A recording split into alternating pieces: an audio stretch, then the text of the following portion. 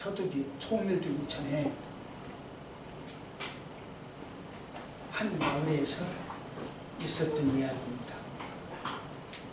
동독 사람들이 서독 진영에다가 쓰레기를 큰 트럭으로 한 트럭 갖다가 쏟아 부었더라죠. 그러니까 서독 사람들이 좋아할 리가 없죠. 그래서 안가품을 하려고 이제 동네 사람들이 모여서 회의를 했대요.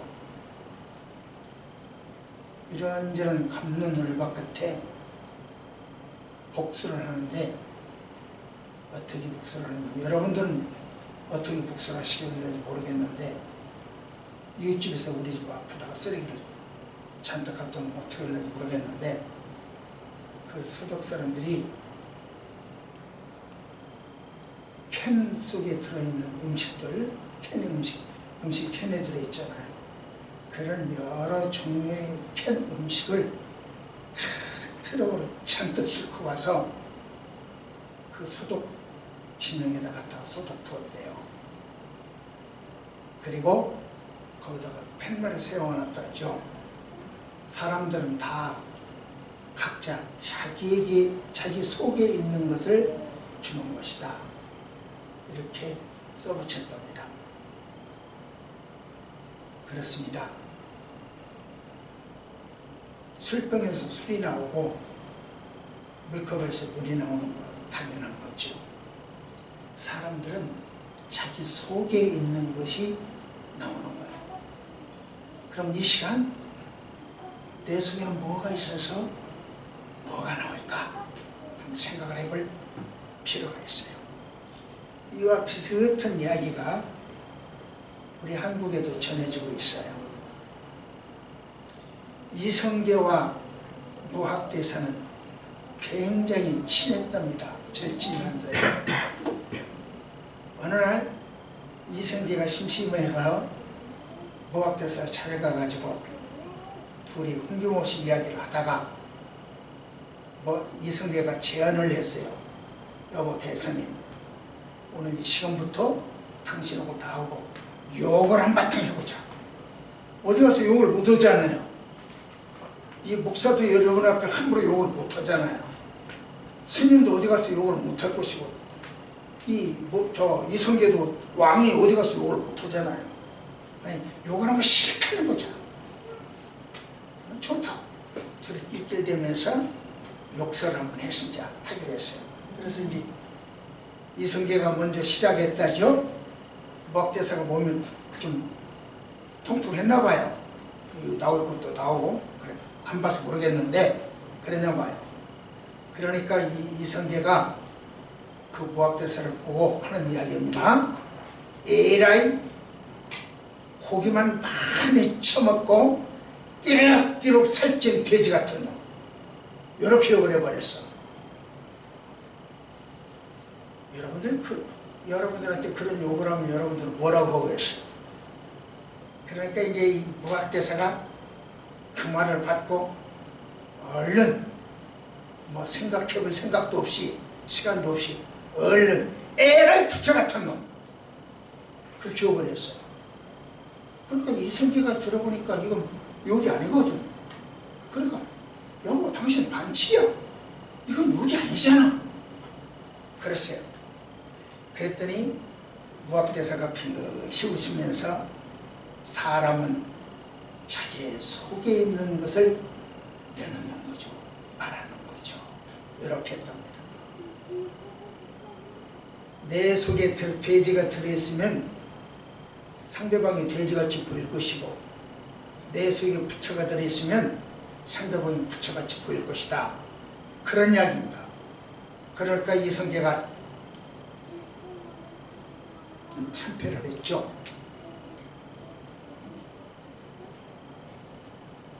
그래서 예수가 있는 사람은 예수가 나와야 돼. 밥을 굶으면서도 봉사하고 헌신하고 사명을 다하는 것이, 헌금하고 순교하는 것도 내 속에 예수가 있으면 그리 돼. 내 속에 예수가 없으면 하던 거 때려치고 나가요. 핑계대고 나가버려요. 안 와버려요. 교회도 안 와버려요. 안 하려고 그래요. 어제 모처럼 우리 손자가 하루 집에 있었어요. 하루 종일 집에 있으려니 얼마나 심심해. 그러니까 이 사람, 제 엄마한테 보니까 제 엄마는 부엌에서 무슨 설거지 하는지 음식을 만들면 그러고 있어. 그러니까 놀아달라고 못해. 그러니까 당장 내 방으로 떠르륵 돌아서 서재 와서 보니 내가 쳐다나 보나? 깜짝없이 뭘 하고 있지? 그냥 쳐다도 안 보고 이러고 앉았으니까 할아버지하고 할머니 몇 번 부르다가 그냥 대답도 안 하니까 나가버렸어. 할머니 방에 가서 할머니가 못, 그러다 저 아빠 방에 가봐서 저 아빠 방이 또 안 되는 모양이야. 그러니까 와! 하니 울어버리더니 나하고 놀아줄 사람이 없어. 그러면서 앙앙대고 울더라고요. 그러니까 제 엄마가 그냥 마음이 얼마나 또 아프게 그렇게 이러고 저러고 또 하더군요. 사람이 많으면 뭐해? 나하고 놀아줄 사람이 없는데, 나하고 이야기해줄 사람이 없는데, 하나님이 그럴 거라고요. 성도가 많으면 뭐해? 우리 하나님이 나하고 놀아줄 사람이 없는데, 그 이야기를 내 서재에 앉아서 그걸 보고 속으로 많이 울었어. 그래, 나는 하나님하고 놀아주고 있는가? 하나님이 날들을 저렇게 섭섭해하지 않으십니까? 나에게 맡겨준 일, 이런 핑계처럼 핑계대면서 게으르지 않는가? 우리 권사님 한 번도 저의 건강을 위해서 기도 안 할 데가 없죠. 내가 건강을 핑계 삼아서 하나님 일을 게으르지 않은가? 할 일을 못도 하지 않은가? 오늘도 지금 재미있는 꼭 동영상은 준비가 됐는데 어쩌다 지금 준비를 못 해갖고 왔어요. 이게 준비를 해놓고 안 가져가는 거죠. 나도 문제가 있는 거죠. 여러분, 원수를 사랑하라. 이 말의 의미를 여러분 뭐라고 생각하십니까? 미쳐서 원수를 사랑하게? 한마디로 이야기하면 원수를 갚기 위해서 자기 자신을 해치지 말라, 그 뜻이라고 이해됩니다. 여러분 사무라이 정신 알잖아요. 일본에 부모, 가족, 그 가문의 원수를 갚기 위해서 얼마나 목숨 걸고 싸웁니까? 원수를 갚기 위하여 자기 목숨을 버리잖아요. 부상을 입고 장애인이 되기도 하고 죽기도 하고 폐가 망신하기도 하고 원수를 갚기 위하고 원수에게 고통을 주기 위해서는 내가 그 원수보다 10배, 100배의 노력과 고통이 나한테 있는 거예요. 그러니까 원수를 사랑하는 거예요. 놔주고 내 행동. 어떤 사람이 그랬대죠. 원수를 이제 문제가 생겨서 원수가 됐어. 그래서 이것을 자기 아버지를 죽이는 원수를 봤단 말이에요. 그러니까 그 아들이 원수를 갚기 위해서 무술을 연말을 해야 되겠어. 그래서 산속에 들어갔어요. 소림새로 갔는지 어디로 갔는지 차관 가서 연습을 했어. 그리고 더 이상 별 곳이 없다. 내려가자. 내려가서 원수를 갚아라. 그럼 내려보냈어. 그래서 원수를 만났어. 그래서 이제 그 어느 결투 장소에 모였어. 만나서 결투를 하기로 했어. 그런데 칼을 빼기도 전에 야! 하는 동안에 꽉 죽어버렸어. 원수를 갚지 못하고 꽉 죽었어. 왜? 그동안 문화가 발전해서 총을 쏘았거든. 상대방은 총을 쏘았거든. 원수를 갚기 위해서는요, 자기가 100배, 10배 훨씬 많은 고통을 겪는다. 그러니까 원수를 사랑해라.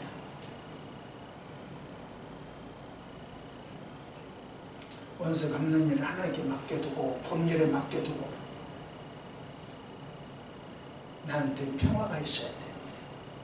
그런 점에서 복음의 사람은 원수에게도 복음을 한트럭 쏟아내야 돼요.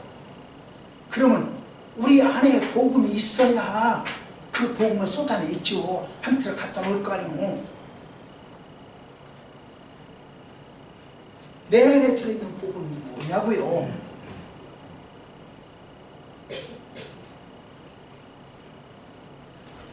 여러분 안에 들어있는 복음은 뭔가요? 그래서 이 시간에 묻습니다. 여러분에게 복음은 무엇입니까? 아, 내 안에는 이 복음이 있어.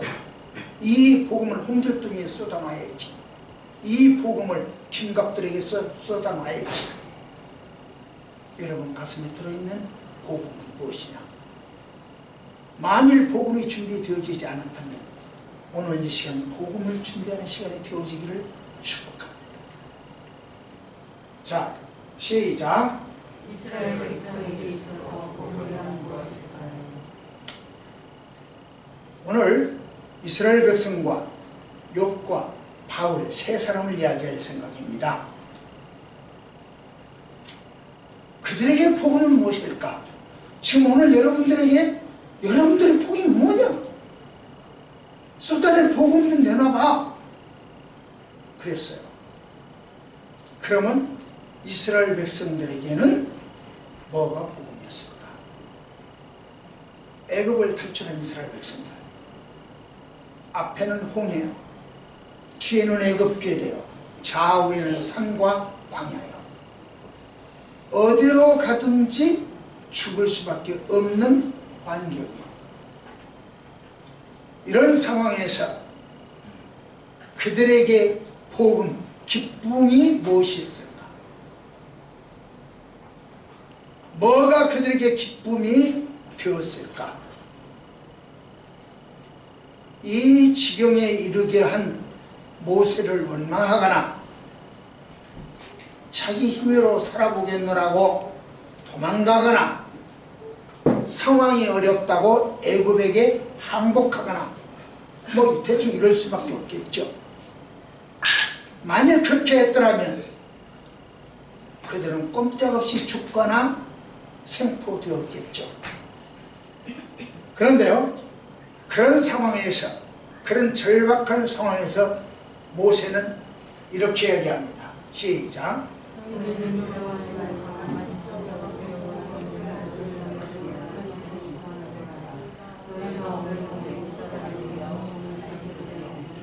이야, 어떻게 앞에는 홍해고 뒤에는 애굽 군대고 좌우에는 산과 광야인데 어떻게 이런 말이 두려워하지 말고 가만히 서서 구경을 해?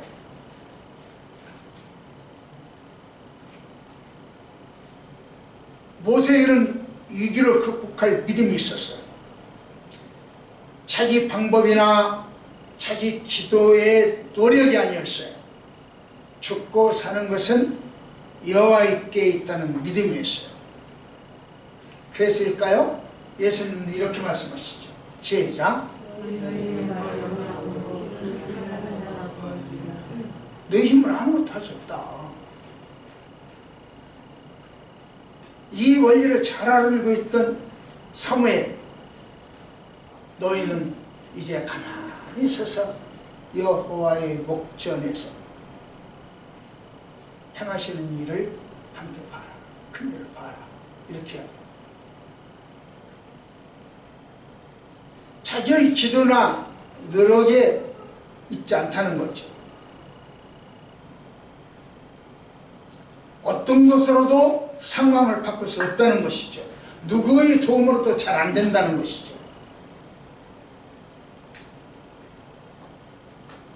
만약 그렇게 할 수 있다고 생각한다면 그것은 믿음이 아니라 행함이라는 거죠.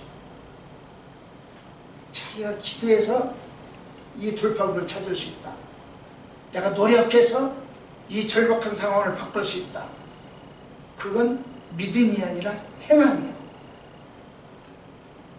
하나님은 우리 기도에 귀를 기울이시는 것은 사실이에요. 우리의 노력을 보는 것도 확실해요. 그러나 우리가 드리는 기도의 대가로 응답해 주시는 건 아니에요. 나의 유익을 위한 하나님의 섭리요, 하나님의 계획대로 응답하는 거예요. 내가 이걸 달라고 한다고 해서 이걸 주시는 거 아니고, 내가 이걸 달라고 열심히 기도했다고 해서 이걸 주는 건 아니에요. 하나님께서 나에게 가장 유익한 방법으로 이것도 줄 수 있고 안 줄 수도 있고 기다려라고 이야기할 수도 있죠. 그렇다면 여러분들이 생각할 때 기도할 것도 없네. 그 양반이 알아서 줄 건데 내가 뭐하러 기도해?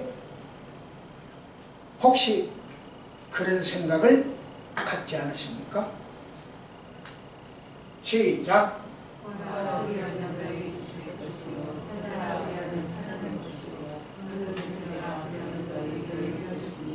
구하는 이마다 받을 것이요 찾는 이가 찾아낼 것이요 두드리는 이에게는 우리가 하나님의 이 말씀을 믿고 순종하는 것, 그게 기도예요. 두 손 모아 무릎 꿇고 허리 조아리고 머리 조아리고 그것만이 기도라고 생각하니까 이상하게 되어버려요. 이 말씀을 믿고, 딱 이 말씀이 아니라 이러한 말씀을 믿고 순종하고 그것이 곧 기도하는 거예요. 절대절명의 위기에도 자기 방법으로 방방 뛰지 않고 가만히 서서 봐라. 알았어요. 서서 볼게요. 그게 기도예요. 손 묶고 눈 감지 않았어요. 가만히 서서 봐. 쳐다봐. 예, 알았어요. 그게 기도라니까요. 그 순종이 기도라니까요.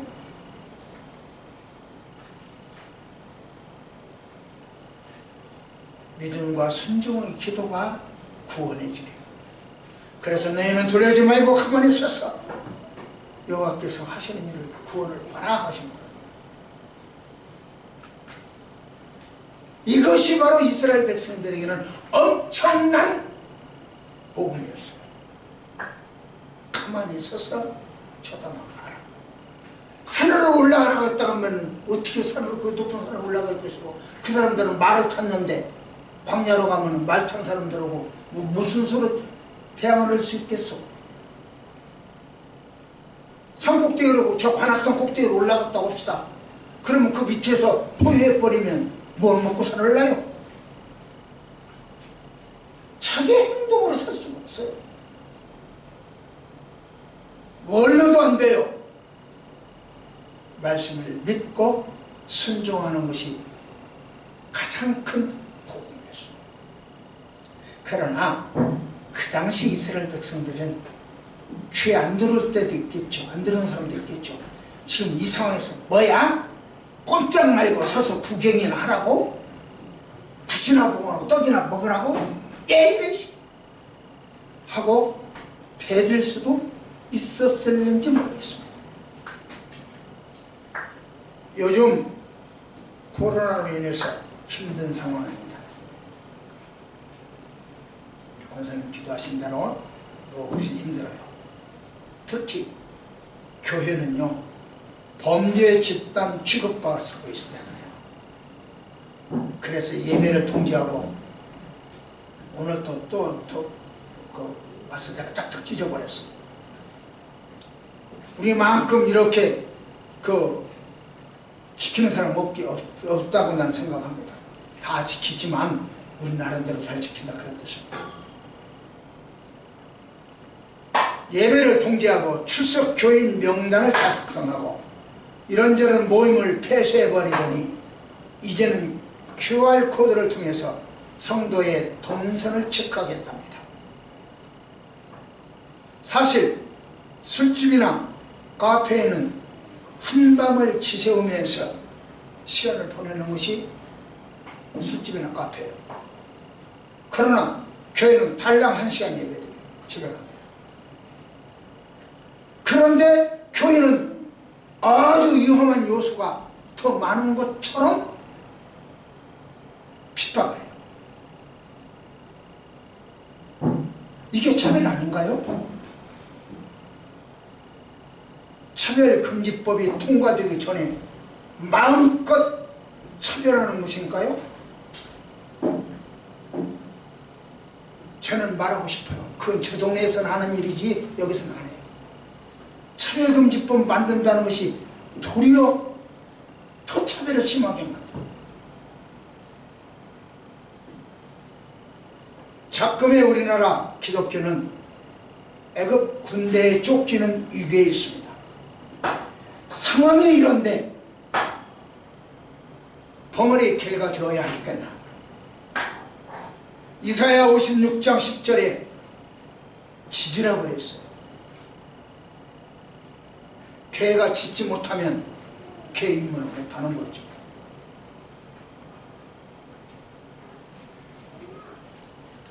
말씀 같습니다.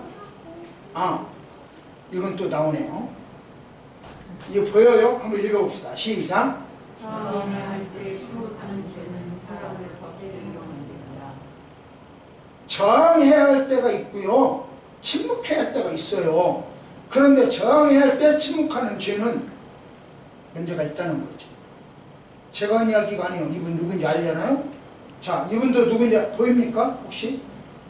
시작.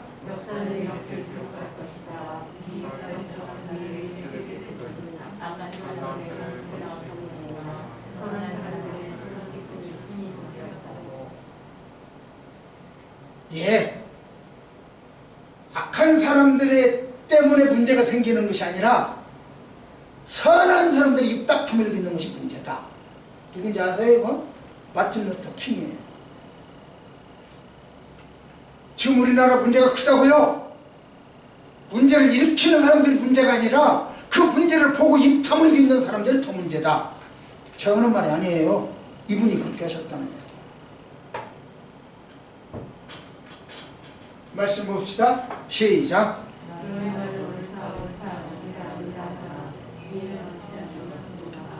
예, 옳을 때 옳다고 말 안 하는 것도 죄고 아닐 때 아니라고 말 안 하는 것도 죄다. 그 이야기요. 마틴 루터 킹 똑같은 이야기잖아요.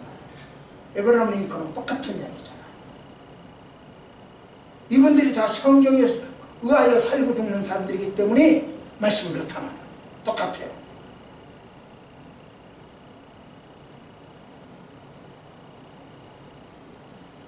오늘날 우리에게 있어서 복음은 뭘까요? 홍해 앞에 이스라엘 백성들에게는 가만히 서서 봐라 이 말씀을 듣기 싫은 사람도 있었겠지만 그것이 복음이었어요. 오늘의 우리도 옳다 아니라 그렇게 말해라 라고 외치는 이 아침의 설교가 거북하게 들리는 사람도 있을지 모르지만 그게 복음이에요. 그러므로 누가 하나님의 말씀에 입각하여 옳고 그름을 알려주는 사람이 있다면 감사하셔야 돼요.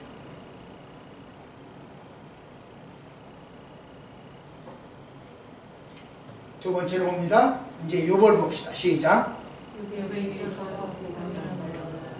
욥에게는 뭐가 복음이었을까? 우리나라 그 김효 사화가 있었죠. 김여사화 때 동부승지로 있다가 삭탈 관직 당했고 낙항했던 파주로 낙항했죠. 그 김정국 이분이 이런 말을 했어요. 만족함을 모르는 것이 최고의 병이요 최대의 불행이다. 그러면서 하는 말이 좋은 음식 먹고도 더 욕심내고 좋은 옷을 입고 불평하고 좋은 술 마시고도 욕하고 서화 그림과 글쎄요 서화를 즐기면서도 화를 버럭버럭 내고 미녀를 옆에 두고 있으면서 남의 여자 탐내고 못 갈려 죽은 사람도 있잖아요. 곡식 쌓아두고도 불만이고 좋은 향을 맡으면서도 좋은 줄 모르고 불평하는 것, 이것은 안 된다. 그렇게 하겠습니다. 그는 자기 형편과 처지를 깨닫는 것이 복입니다. 기쁨이다. 이렇게 말한 거죠.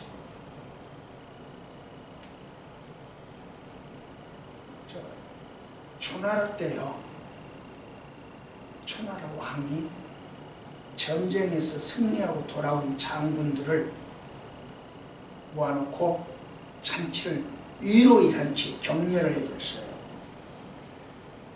그때 최고로 자기 그를 위하여 싸워서 이겨준 그 장군들한테 최고로 예우를 해야 되겠다고 생각을 해서 자기 후궁들로 하여금 설시중을 들어라, 그렇게 하기로 했어.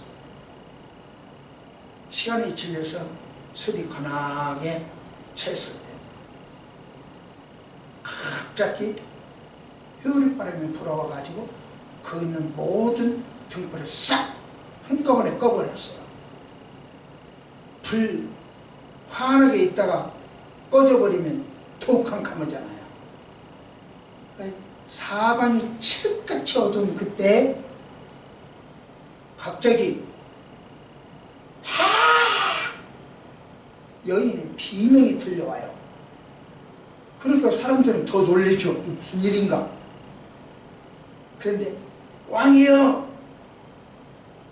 어떤 녀석이 저를 농락했습니다. 제가 그놈의 갓을면 갓끈요, 갓끈을 끊어버렸으니 불을 켜시고 갓끈이 없는 자를, 끊어진 자를 찾아보면 누군가 범인을 색출할 수 있을 것입니다. 이 수치를 풀어주세요 하고 간청을 했어요. 만일 여러분이 그 범인이라면 어떻게 하겠습니까? 여러분들을 살릴 수 있는 방법이 뭘까요? 왕의 후궁을 농락했으니 이거 살아남을 방법이 없잖아요. 이때 살기 위해서는 그 사람에게 뭐가, 어떤 소리가 들려야 할까요? 여인의 그 말을 듣고 왕이 곰곰이 생각을 하더니 이번 일은 취중에 생긴 실수다. 또 나는 취중에 일어날 수 있는 일을 생각하지 못하고 후궁들에게 술시중을 들라 했으니 내 잘못이다. 그러니 그 범인을 책하지 않겠노라.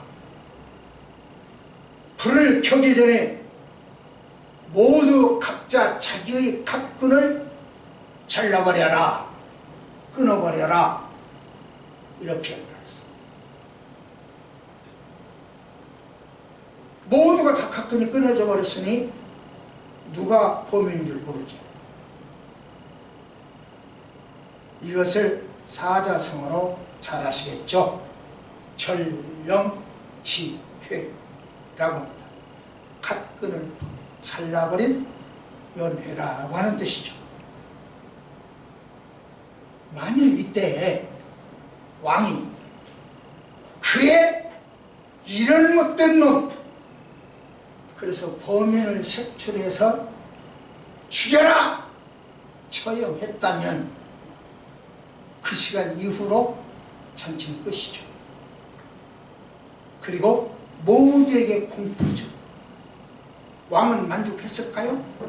왕도 기뻐했을까요? 원수 갚았다, 보복해졌다, 기쁘고 즐겁다, 아 기쁘다 그럴까요?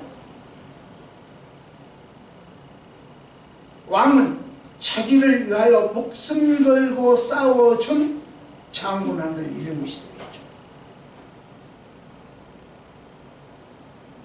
왕은 자신의 잘못을 깨닫고 용서함으로 모두에게 기쁨을 주었습니다.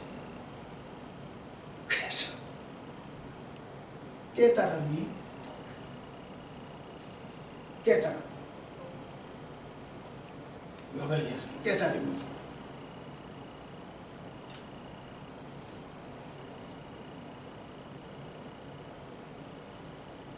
우리가 잘 아는 동방의 의인 욥은요, 사람으로서 당할 수 있는 고난, 한계 상황에 이르렀어요.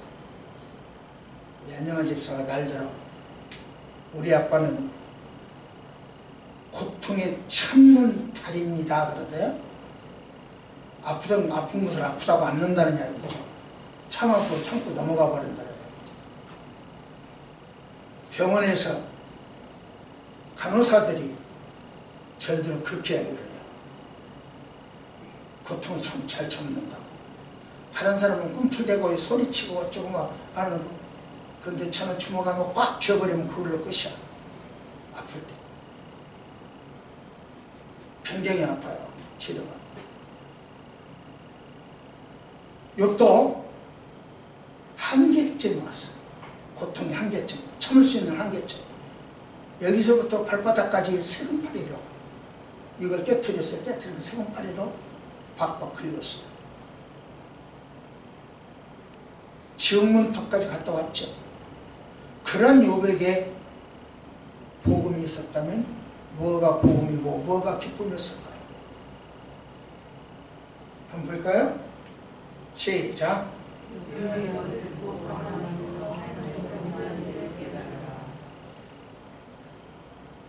가만히 서서 하나님의 오면을 깨달으라. 깨닫는 게 홍해 앞에 이스라엘 백성들 가만히 서서 바라보는 것이 복음이었다면, 욥은 고통 중에 있는 욥은 하나님의 일을 깨닫는 것이 복음이었어요.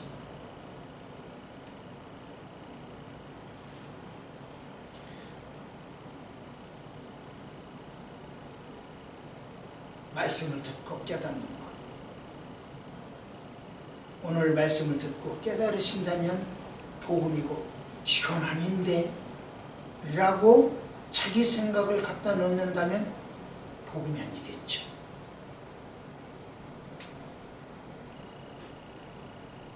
우리는 뭐가 복음일까요? 과천에 제 친구가 살아요. 아주 친한 친구입니다.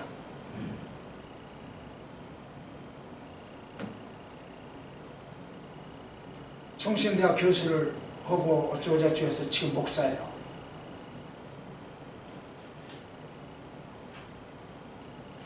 이 사람이 형님, 나한테 형이라고 하는데, 형님 평촌 집값 얼마나 올랐어요? 나 잘 몰라요. 그거 나는 지금 부동산 한 번도 알아본 적도 없어요. 그랬더니 낄낄대고 그렇죠. 그러면서 자기네 집은 2달 만에 5억이 올랐대요. 도대체 얼마나 올라야 2달에 5억이 되는 거예요? 지난 금요일이 제 손자 첫돌이었습니다. 쌍둥이니까 반지 2개를 사야 되잖아요. 5일 만에 7만 원이 오르더라고요.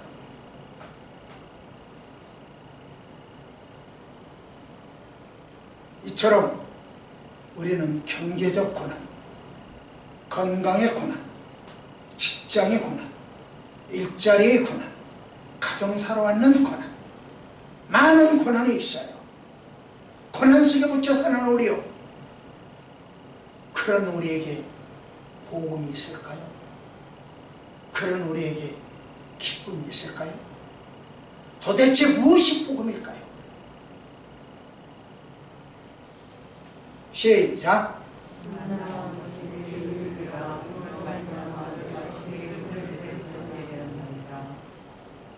고난 당하는 것이 유익이다? 참 황당하죠. 고난 당하는 것이 유익이다? 감기는 병이요, 병이 아니요. 병이 아니죠. 병이 올 것 같다. 조심해라. 알았지? 경고장이 감기죠. 그럼 감기 들면 힘들어. 그럼 고난이 유익이에요. 감기를 들므로 감기보다 더 큰 병이 올 것 같다. 너 조심해. 그게 감기거든요. 그러니까 고난이 유익이요. 금강석이요. 금강석 이런 돌멩이죠. 돌멩이를 1064도로 녹이면 금이 나와요.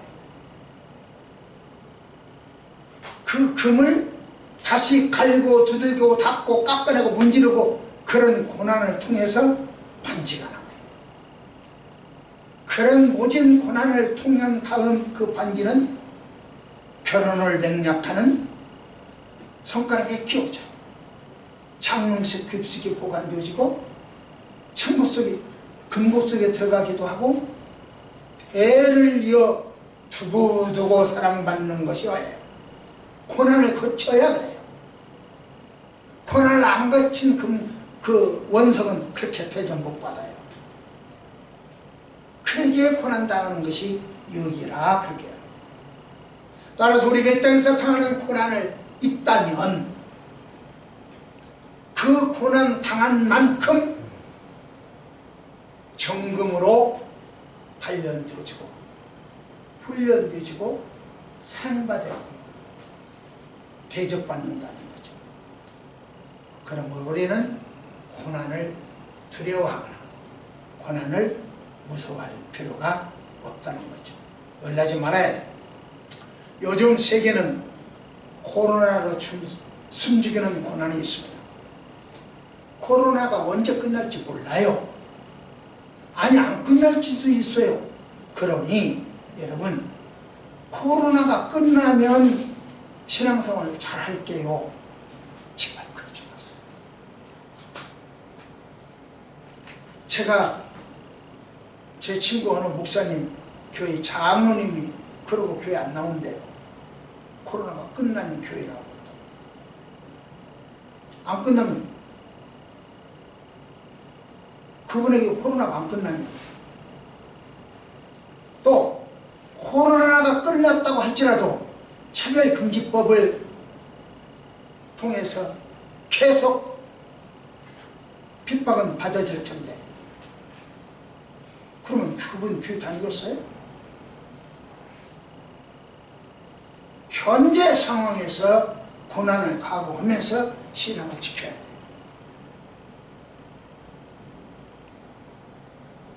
우리는 목숨과 바꿀 수 없는 복음을 지켜야 합니다. 오늘의 우리는 이것을 깨닫고 돌아가면 그게 복음이에요. 시작.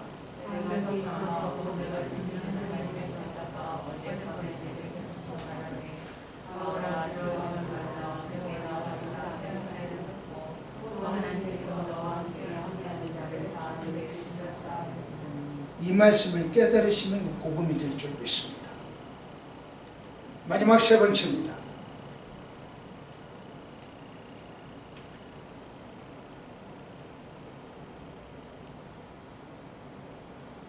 자, 시작.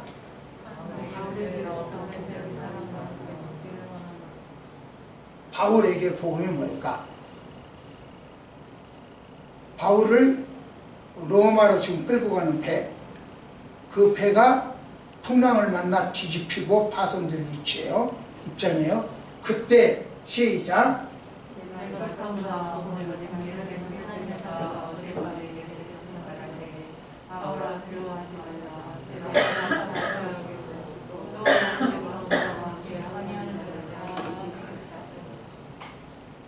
바울에게는 사명이 있었기 때문에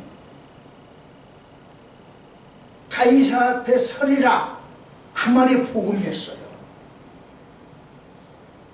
너에게 일거리가 주어지리라, 그게 복음이었어요. 바울은 절망에 빠진 사람들을 위로할 수 있었던 것이 불타는 사명을 완수할 수 있다라고 하는 복음이 있었기 때문이에요. 바울이 선포한 메시지는 배 안에 있는 사람들에게 구원의 소망이 됐을 거예요. 걱정 말아라, 두려워하지 말아라, 이 말이 바울의 그 배에 있는 사람들에게는 복음이 되었을 거예요. 그러나 바울의 그 이야기를 무시하고 이렇게 조용한데 출항하지 말고 여기서 지내라고, 출항하지 말라라고 하는 이야기를 무시한 그 벽도자, 그리고 그걸 무시해버린 선장, 이것은 바울에게는, 그들에게는 복음이 되어지지 않고 바울을 신뢰하는 계기가 되었겠죠. 전도자는 있어서 사명을 다할 수 있는 위로와 격려, 이것은 복음입니다. 한번 보십시오. 여기 있네요. 저 삼손 시작.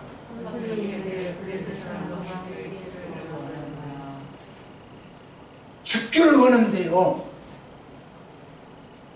죽기를 원한대요. 이거 뭐냐? 자기 사명입니다. 죽기를 원하는 것이 자기 사명이에요. 죽는 것이 사명이에요. 블레셋을 죽이려 한 명이라도 쳐 죽이는 사명이 있어요. 다니엘의 세 친구, 이스라엘에게는 죽으면 뭐요?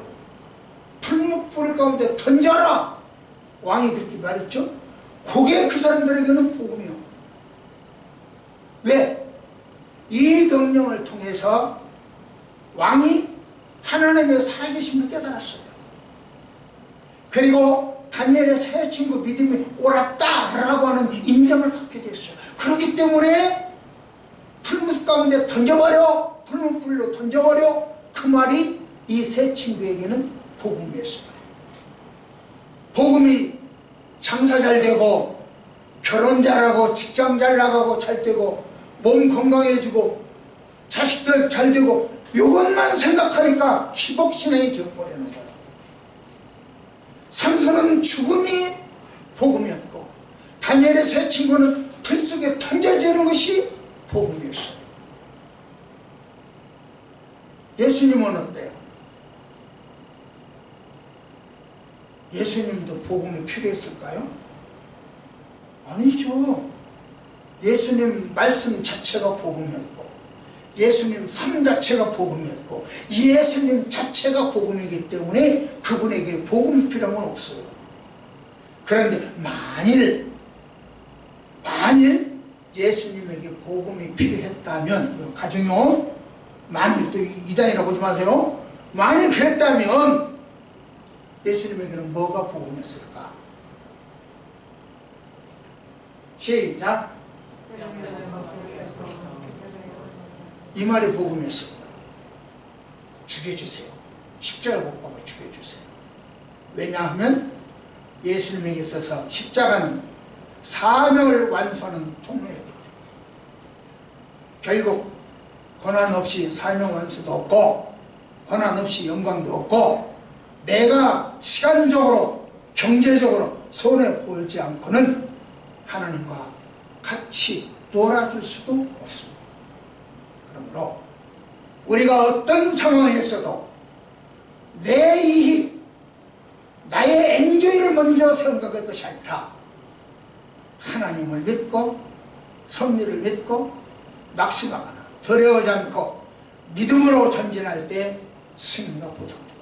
이걸 깨닫는 것이 욥의 복음이었어요. 말씀을 맺겠습니다. 절대절명의 위기에 놓여 있던 이스라엘 백성들, 가만히 서서 하나님을 하시는 일을 지켜봐라. 이 말씀이 복음이었고, 인간이 당할 수 있는 최대의 고통을 당하면서 고난의 한계점에 이르렀을 때 그런 욥에게 가만히 서서 하나님의 일을 깨달으라. 깨닫는 것이 복음입니다. 풍랑만난 바울, 안심하라. 무사히 로마 가이사 앞에 서리라. 이게 복음입니다. 가이사 앞에 가면 죽습니다. 그런데 거기 가서 복음을 전하다 죽겠다는 것이 바울이에요. 사명의 완수요. 그게 복음이었어요. 그러니 내가 지금 당장 생각해봐서 기쁘고 즐거운 것이 복음이라고, 유익된 것이 복음이라고, 놀러갈 수 있고 돈 벌 수 있고 직장 다닐 수 있다고 하는 것이 복음이라고, 그런 기복신앙을 가졌기 때문에 한국 교회가 코로나 때문에 우르르 다 떨어져. 장로님도 교회 안 나온다고요.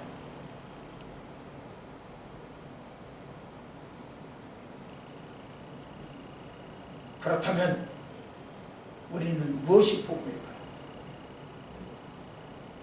코로나 바이러스도 건강에 위협받고 세계적인 불황으로 경제적 고난이 있고 사회적인 위기, 남북이 갈린 이념적 갈등, 기독교는 이단과 이교에 시달리고 내부의 고통이 많습니다. 그런데 정부는 기독교가 코로나 감염을 확산시키는 범죄의 온상으로 취급하고 기독교를 사회적으로 매장시키는 일에 적극적으로 앞장서고 있습니다. 차별금지법을 제정해서 옳다 아니다 아니라라고 말할 수 없도록 법적 갈고리를 만들어 놨습니다. 옥죄해 보시죠. 이러한 현실에서 기독교인은, 우리 그리스도인들은 도대체 무엇이 복음입니까? 여러분에게 있어서 복음은 무엇입니까? 마지막 말씀을 시작.